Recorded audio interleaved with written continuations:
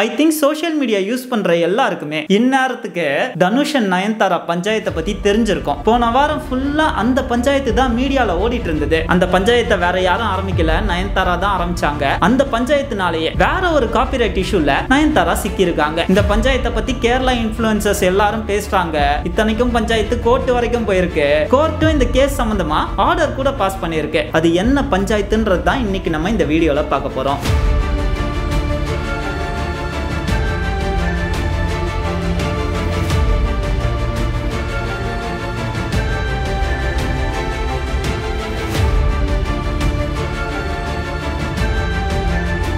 எல்லாருக்கும் வணக்கம். நான் பிரதீப் பேசுறேன். நவம்பர் 16ஆம் தேதி நயன்தாரா அவங்களோட சமூக வலைதள பக்கத்துல ஒரு லெட்டரை வெளியிட்டாங்க. ஸ்ப்ரெட் லவ்ன்ற டிஸ்கிரிப்ஷன்ல போடப்பட்ட அந்த பதிவு முழுக்கவே வன்மமா மட்டும்தான் இருந்துச்சு. அவங்களோட மொத்த வன்மத்தையும் தனுஷ் அவர்கள் மேல இறக்கி இருந்தாங்க. உங்களோட அப்பா மற்றும் அண்ணனோட சப்போர்ட் உங்களுக்கு இருக்கு, ஆனா என்ன மாதிரி ஆட்களுக்கு, சினிமால எந்த பேக்ரவுண்டும் இல்லாத ஆட்களுக்கு சினிமா ஒரு ஃபைட் ஃபார் சர்வைவல். தனியாலா தான் நான் இந்த இடத்துக்கு வந்திருக்கேன். உங்களோட பழிவாங்க உணர்வு என் மேலையும் என் படத்து மேலையும் என் கணவர் மேலையும் இருக்கு. இது எங்களை மட்டும் அஃபெக்ட் பண்ணலங்க, இந்த ப்ராஜெக்ட்ல உழைச்ச மக்களோட உழைப்பையும் நேரத்தையும் தான் அஃபெக்ட் பண்ணுது. இது பிசினஸ் ஆக மட்டும் இருந்திருந்தா என்னால புரிஞ்சிருக்க முடியும். ஆனா நீங்க உங்களோட கிளிப்பை தர முடியாதுன்னு சொல்றது உங்க தனிப்பட்ட வன்மத்தோட வெளிப்பாடு தான். அந்த படம் முடிஞ்சு 10 வருஷம் ஆயிடுச்சுங்க. இன்னுமா என் மேல வன்மத்தை வச்சிருப்பீங்க? நீங்க அப்ப சொன்ன மோசமான வார்த்தைகளை நாங்க இன்னும் மறக்கல. படத்தோட ப்ரீ ரிலீஸ்க்கு முன்னாடி நீங்க சொன்ன வார்த்தைகள் எல்லாமே எங்களோட மனசுல ஆறாத வடுவாதான் இருக்கு. உங்களை மாதிரி பப்ளிக் லைஃப்ல இருக்க பெரிய ஆட்கள்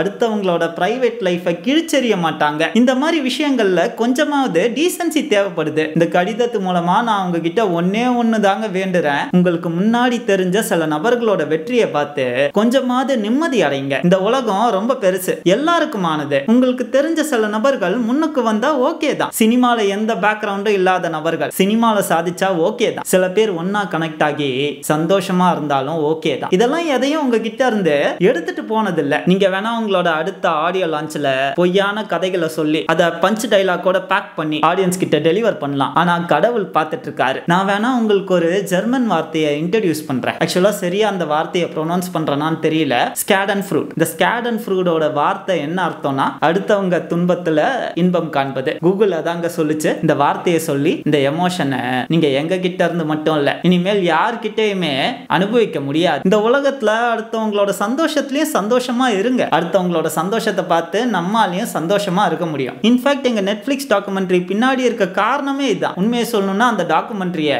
நான் உங்களுக்கு சஜஸ்ட் பண்றேன். ஏன்னா அது உங்களோட மைண்டை மாத்தும். ஹேஷ்டாக் அன்பை பகிருங்க. ஒரு நாள் உங்களாலையும் வெறும் வாய் வார்த்தையில மட்டும் இல்லாம நிஜத்திலையும் அப்படி செய்ய முடியும்னு நம்புறேன். ஓம் நம சிவாய அப்படின்னு அந்த லெட்டரை முடிச்சிருப்பாங்க நயன்தாரா. உங்களுக்கே இப்ப புரிஞ்சிருக்கும்னு நினைக்கிறேன் என்ன அப்படின்னு. ஆக்சுவலா இந்த லெட்டர் எதுக்காகனா நயன்தாராவோட மேரேஜ் சம்பந்தமா ஒரு டாக்குமெண்ட்ரி நெட்ஃபிளிக்ஸ்ல ரிலீஸ் ஆகுது. அதுல அவங்களோட காதல் கதையை எங்க இருந்து ஆரம்பிச்சிருக்கோம்னா நானும் ரவுடி தான் படத்துல இருந்து. அதுல தான் நயன்தாரா விக்னேஷ் சிவனும் காதலிச்சிருப்பாங்க. சோ அந்த ஃபுட்டேஜை கேட்டு நானும் ரவுடி தான் படத்தோட ப்ரொடியூசர் தனுஷ் கிட்ட போயிருக்காங்க. பட் 2 வருஷமா அவர்கிட்ட அலைஞ்சா அவர்கிட்ட இருந்து NOC சர்டிபிகேட் கிடைக்கலையா. இந்த சூழல்ல இருக்க ஃபுட்டேஜை வச்சு எடிட் பண்ணி அந்த டாக்குமெண்ட்ரிக்கான ஒரு ட்ரெய்லரை ரிலீஸ் பண்றாங்க நயன்தாரா. அந்த ட்ரெய்லர்ல நானும் ரவுடி தான் படம் சம்பந்தமான 3 செகண்ட் கிளிப் இருக்கு போல. அந்த 3 செகண்ட் கிளிப்புக்கு 10 கோடி வழங்க கோரி தனுஷ் ஏதோ வக்கீல வச்சு நோட்டீஸ் அமைச்சிருக்காரு போல. அதோட ரிப்ளை தான் இந்த 3 பக்க லெட்டர். இது எல்லாமே போன வார பஞ்சாயத்து. ஆக்சுவலா நிறைய பேர் என்ன சொன்னாங்கன்னா நயன்தாரா இப்படி செய்யறது மூலமா 2 விஷயத்தை சாதிச்சுட்டாங்க.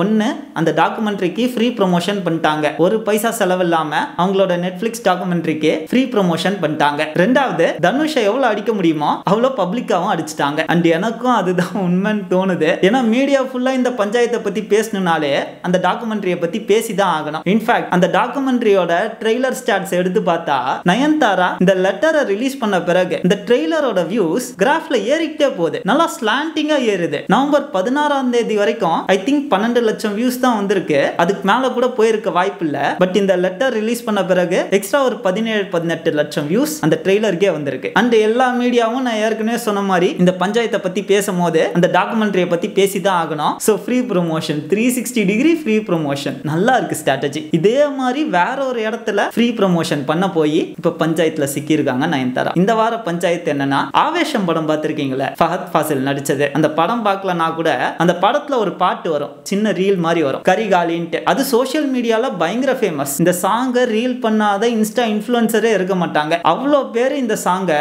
ரீலா பண்ணாங்க. ஈவன் நிறைய செலிபிரிட்டிஸ் கூட, நிறைய ஆக்ட்ரஸ் கூட இந்த சாங்கை ரீலா எடுத்து பண்ணாங்க. அப்படி நயன்தாராவும் பண்ணியிருக்காங்க. அதுல தான் சிக்கலே. ஏன்பா எல்லாரும் இந்த பாட்டை ரீலா எடுத்து பண்றாங்க, ஆனா நயன்தாராக்கு மட்டும் என்னப்பா சிக்கல்னு கேட்டீங்கன்னா, எல்லாரும் அந்த பாட்டை என்டர்டைன்மெண்ட் பர்பஸ்க்காக பண்ணியிருக்காங்க, அதாவது நான் கமர்ஷியல் யூஸுக்காக பண்ணியிருக்காங்க. ஆனா நயன்தாரா என்ன பண்ணியிருக்காங்கன்னா, அதே பாட்டை யூஸ் பண்ணி ஒரு ஃப்ரீ ப்ரொமோஷன் பண்ணியிருக்காங்க. அவங்க கையில ஒரு ப்ராடக்ட் இருக்கு பாத்தீங்களா, அது ஃபெமினைன் என்ற ப்ராடக்ட் தான். இந்த ஃபெமினைன் கம்பெனி யாரோட கம்பெனி தெரியுமா? அதுவும் நயன்தாராவோட கம்பெனியா. நயன்தாராவும் விக்னேஷ் சிவனும் இந்த கம்பெனில கோ-ஃபவுண்டரா இருந்திருக்காங்க. அண்ட் இன்னொரு விஷயம் என்னன்னா, இந்த கரிகாலி பாட்டு ஆவேசம் படத்துக்காக உருவாக்கப்பட்ட பாட்டு இல்லையா. இந்த சின்ன சின்ன கிரியேட்டர்ஸ், இண்டிபெண்டன்ட் கிரியேட்டர்ஸ் யூடியூப்ல ஆல்பம் சாங்ஸ்லாம் கிரியேட் பண்ணுவாங்கல்ல, அப்படி பிளாக் ப்ரோன்ற ஒரு யூடியூப் சேனல்ல உருவாக்கப்பட்ட பாட்டு தான். இந்த பாட்டோட தயாரிப்பாளர்களை ஆவேசம் டீம் ஒழுங்கா அணுகி அவங்களுக்கு கொடுக்க வேண்டிய சன்மானத்தை கொடுத்து லீகலா அந்த பாட்டை வாங்கி யூஸ் பண்ணிருக்காங்க. அந்த பாட்டு ஹிட் ஆன பிறகு மக்களும் ஆக்டர்ஸும் ஆக்ட்ரஸஸும் ஏன் சில இன்ஃப்ளூயன்சர்ஸும் நான் கமர்ஷியல் பர்பஸ்க்கு அந்த பாட்டை யூஸ் பண்ணிருக்காங்க. பட் நயன்தாரா என்ன பண்ணிருக்காங்கன்னா,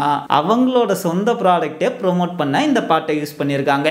പ്രോപ്പർട്ടി റൈറ്റ്സിനെ കുറിച്ച് കൂടുതൽ ആളുകൾ സംസാരിക്കാനും അറിയാനും തുടങ്ങിയതിനു ശേഷം കലാകാരന്മാരിലേക്ക് ഈ സാമ്പത്തികമായിട്ടുള്ള അവകാശം இப்ப கேரளால இருக்க இன்ஃப்ளூயன்சர்ஸ் என்ன கிழிக்கிறாங்கன்னா, ஏமா தனுஷ் கிட்ட இருந்து உன்னோட கிளிப்பை வாங்குறதுக்கு 2 வருஷம் நீ அலையறல, ஒரு என்ஓசி சர்டிபிகேட் வாங்க 2 வருஷம் அலையறல. ஆனா இங்க ஒரு இண்டிபெண்டன்ட் ஆர்டிஸ்ட், சின்ன கிரியேட்டர்ஸ் ஒரு பாட்டை கிரியேட் பண்ணும் போது அவங்க கிட்ட இருந்து ஒரு சின்ன பர்மிஷன் கூட வாங்காம எப்படி உங்களால உங்களோட ப்ராடக்ட் ப்ரொமோஷனுக்கு யூஸ் பண்ண முடியுது? உங்கள மாதிரி தானே அவங்களுக்கும் சினிமா ஒரு ஃபைட் ஃபார் சர்வைவல். உங்களோட ப்ராஜெக்ட்ல ஒர்க் பண்ணவங்களோட நேரம் மட்டும்தான் நேரமா, உழைப்பு மட்டும்தான் உழைப்பா? இப்படிதான் சின்ன படைப்பாளிகளோட உழைப்பை திருடுவீங்களா அப்படின்னு பேச ஆரம்பிச்சிருக்காங்க. இன்ஃபேக்ட் அந்த பிளாக் ப்ரோ டீம்ல இருந்து நயன்தாராவையும் கான்டாக்ட் பண்ண ட்ரை பண்ணிருக்காங்க போல. அப்ப அவங்களோட பிஆர் டீம்ல இருந்து என்ன சொல்லியிருக்காங்கன்னா, நாங்க என்டர்டைன்மெண்ட் பர்பஸ்க்கு தான் யூஸ் பண்ணிருக்கோம்னு சொல்லியிருக்காங்க. உடனே இவங்க ரிப்ளை பண்ணியிருக்காங்க, இல்லங்க அந்த ரீல்ல உங்களோட ப்ராடக்ட்டை ப்ரமோஷன் பண்றீங்க, அப்ப நீங்க எங்க கிட்ட கேட்டுட்டு தானே பண்ணிருக்கணும் அப்படின்னு ரிப்ளை மெயில் பண்றாங்க. அதற்கு எந்த பதிலும் இல்லையா.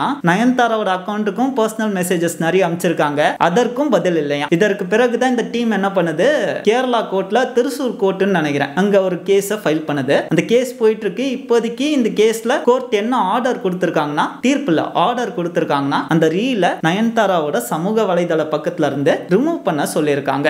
செம்ம காமெடியில ஓசிலேயே 5 பைசா செலவு இல்லாம எல்லா ப்ரமோஷனையும் பண்ணிடுறது. ஆனா லெட்டர் பேட்ல மட்டும் கடவுள் பாக்குறாரு, ஸ்ப்ரெட் லவ் எவ்வளவு பெரிய உழைப்பு தெரியுமா அப்படின்னு பேசுறது. அது மட்டும் இல்லாம கிளிப்ஸ் கொடுத்த ப்ரொடியூசர்ஸ்க்குலாம் நன்றி சொல்லி தனி ஒரு லெட்டர் விடுறது. நீங்க ப்ரொடியூசர்ஸ்க்கு நன்றி சொன்னதுலாம் சரிதான், அங்க பாவம் ஒருத்தர் அவரோட பாட்டை யூஸ் பண்ணி உங்களோட ப்ராடக்ட்டை ப்ரோமோட் பண்ணியிருக்கீங்க, அவருக்கு சேர வேண்டியதை கொடுத்து அனுப்புங்க. தெரியல, பெரிய ஆட்கள் மட்டும்தான் இவங்களோட கண்களுக்கெல்லாம் தெரிவாங்க போல, சின்ன ஆட்களா இருந்தா நசுக்கிட்டு போயிட்டே இருப்பாங்க போல. நயன்தாரா சொன்ன மாதிரி சினிமா இண்டஸ்ட்ரி ஒரு ஃபைட் ஃபார் சர்வைவல் தான். அதற்கு இன்னொரு உதாரணம் தான் இந்த வழக்கு. கூடிய சீக்கிரமே உங்களை வேற ஒரு வீடியோல வந்து சந்திக்கிறேன். நன்றி, வணக்கம்.